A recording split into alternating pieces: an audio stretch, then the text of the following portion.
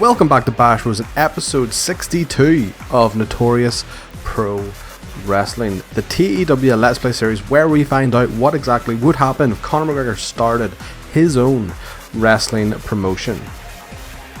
It has been 1 week since you were last here. We are continuing marching through May and getting ready for the Keeper Lit pay-per-view? No, Made in Europe pay-per-view.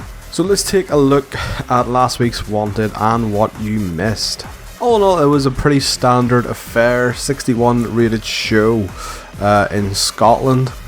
Continued a bunch of angles such as the Crazy Mary Dobson versus Tessa angle, GTA versus Epitaph continued. Probably highlights and lowlights would be the main event, Chris Hero really, once again, doing Chris Hero things and pulling out a great match against Stevie Boy. Rio O'Reilly, not bad. Easton Reese, still just not where I would like him to be, but still okay as a good mid-carder. And the NIC continue to get them a bit of momentum since they will now be a part of Epitaph going forward. So let's talk about news, and there is actually a fair wee bit that has happened. Let's begin with our own lot. So Alpha Female has announced she's going to retire in 3 months. I have not used Alpha Female as much as I would maybe have liked to. She is good. Like when she's against good people, you know, she had a 59 rated match against well, that's not even us, but you know, like she's not a bad worker at all, so probably should have used her a wee bit more. Once she retires, I think we're just going to let her go. If she stays on as an agent, she's not particularly great with psychology. Experience is good, respect's average. Definitely not a manager with her charisma and everything else well below average.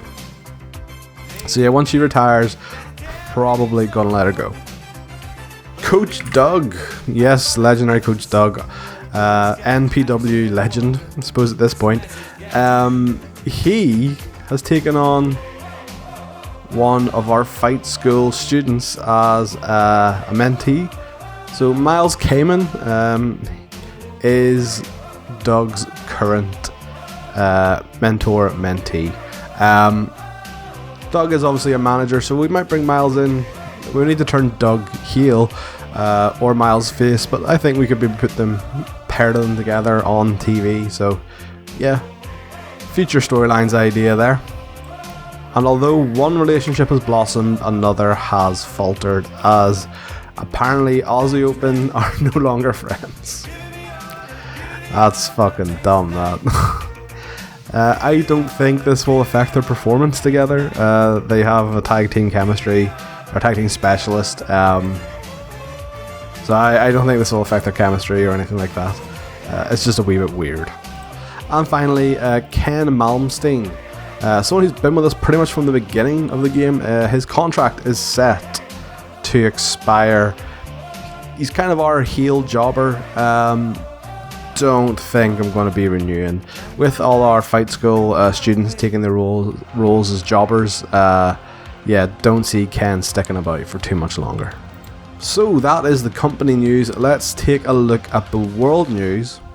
Firstly, Rev Pro has already pissed away the money we give them. Yeah, not the greatest thing, that. Probably, I have tried to speak to them to try and take them over. It's not happening yet. They do not feel like they are in a bad financial situation. 66k in the red. It to me is a bad financial situation, but not to them. So I keep an eye on this. I do want to buy Rev Pro and maybe turn it into our developmental territory. Do a Tony Khan with them pretty much, but we'll see. We'll see how it goes.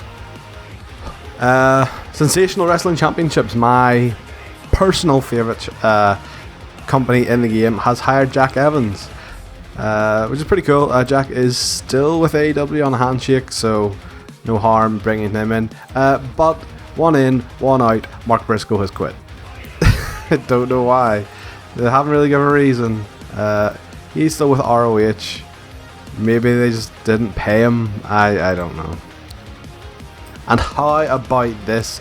The man everyone is talking about at the minute, Cody Rhodes, has divorced from Brandy. Yeah, so how about that? Love is dead. Love is dead. Cody no longer solved racism. So that's unfortunate. Kind of weird to see. Both are still in AEW. Cody is actually currently with AEW and MLW, and technically we could bring him in. He is available to work in the UK, so you know, Notorious could be getting Elite sometime soon. And the final bit of news is that Shina Bizler is going to retire. This was a weird one. Like, she's still working for WWE and she's only 41. Don't think she has any crazy nagging injuries. So yeah, this is just a weird one. It's sad to say Shina is a great wrestler. Too bad that she's been stuck in WWE for all this time, but who knows. Right, well, that is all the news covered. Not really much to do then, except book the show, so let's do that. Okay, and we are back, coming at you from Shareway Community Centre in Brighton. Yeah, Brighton, yeah. It is Thursday Night Wanted. Not much to say really in terms of this card. It's main event is I'm torn. Where I do think Aussie Open are very good, and I think most of Dynasty is very good. Crazy Mary Dobson has been hit or miss, so, but it is also a mayhem match because there's a big 6-man tag. So I don't know how it'll go.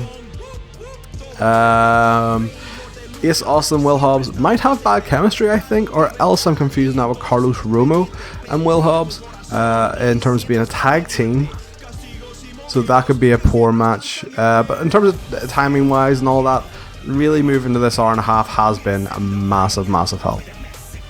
So let's start the show. Backstage promo. Jen interviews Dynasty, who warns all their rivals who warn all their rivals to stay out of their way. That includes Aussie Open, that includes Tennille Dashwood, and that includes Zia Brookside. 57-minute segment, which is okay. Next up on a pre-show match, Zia Brookside defeated Angel Hayes in 10:24 with the Iconoclasm. Angel had a 28 and Zia had a 52, which is actually probably the best Zia has performed. It had to be on the pre-show. Well, there you go. Natalia obviously did help her by being her manager at ringside, so maybe that's what helped boost her up a wee bit. 45 overall, which is okay. Then onto the main show. In a decent match, Lycos Jim defeated Billington Bulldogs in 10 minutes when Lycos Jr. pinned Thomas Billington. Thomas had a 29, Mark had a 28, Junior had a 55, and Lycos had a 57. Junior's come a long way. He was always kind of the weak link of Lycos Jim, and he's nearly being on par with Lycos Senior, so that's really cool to see. Overall, 47, which is okay, considering this match was a bit of a squash. Post-match, Lycos Jim mock Birds of Prey, saying, "Where are your boys? Where are they at? You know, come at us." And then on the screen it shows that backstage, the Birds of Prey, Rich Swann and Jody Fleisch, have laid out the entirety of Filthy Generation. And they say they will see them at pay-per-view. And this will set up Lycos Jim versus Birds of Prey in a no DQ tag match. 51 segment, which is good. Next up in a backstage segment, Maki Ito still feels sad that Riho chose the Grado Talent Agency over their friendship, but Maiko Satomura tells her not to worry about that. She needs to focus for her match coming up next. Maki Ito, lots of bonuses there, and Maki Ito got a 67 because she's just really good. Really good entertainment skills. Next up, in a decent match, Maki Ito defeated Gia Adams in 10:28 with a DDT. Cool. And that was part of the women's eliminator tournament.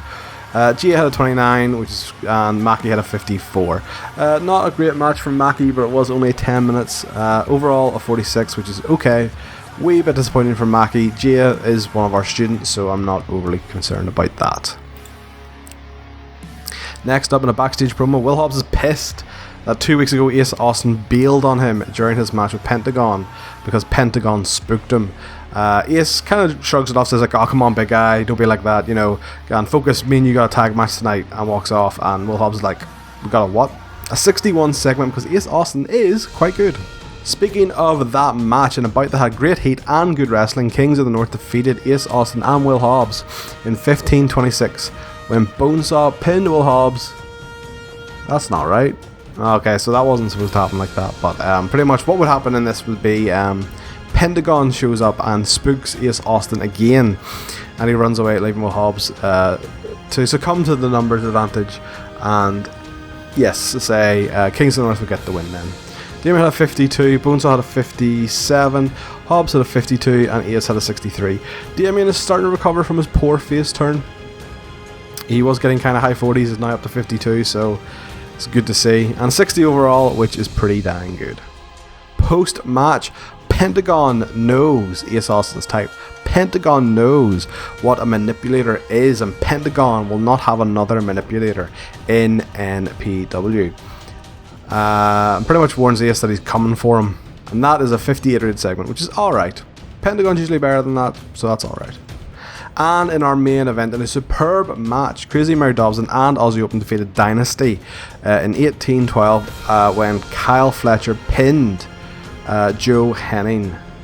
Crazy Mary Dobson had a 59, Kyle Fletcher had a 57, Mark Davies had a 57, Tessa had a 59, Davey Boy had a 57, Joe had a 59, and Deaver Smith and Natalia have good chemistry. I don't know if we've established that or not already. If we haven't, cool. Obviously Natalia is managing Joe, Davey and Zia. No need for her to manage Tessa. Tessa is a better entertainer than her, but that's good that she has good chemistry with at least one of the three, and she's also proved that she can help Zia in the pre-show match, so yeah, it's awesome, good to see. And 60 rated segment, which is good. All in all, 61. I'm very happy with that. I think it's 3 61s for us in a row, so at least we're consistent. At least we're consistent. So a couple of bits of news coming out of our tapings. Triple H is retiring. That is very timely, as considering in real life he retired a week or two ago. So that's creepy. But hell, one hell of a career. So good for him in the Notorious Universe, and good for him in real life. And Jim Duggan is also retiring. Did not know he was still active. There you go. Also, Hernandez is retiring. Everyone's retiring. This is weird. Do you not like this Notorious Force? He's been unemployed for a while by the looks of it, since December. So about 5 months he's been unemployed, so maybe that's something to do with why he's retiring, but yeah. Davey Boy is jacked now, apparently. He is ripped. Davey Boy is ripped. There you go. Which is cool to see. And also our fight deal is expiring, so we'll probably get that renewed. Don't believe we are really going to be able to get a better deal on fight currently for our pay-per-views, but we'll take a look around, see what there is. But yeah, so that is it for another week of Notorious Pro Wrestling. If you enjoyed it, do leave a like and subscribe to the channel for this and many other great shows. And if you have any ideas for storylines, tag teams, feuds, you name it, I'll try and book it for you. Leave that in the comments. And with all that being said, I will see you next time on Bash Bros.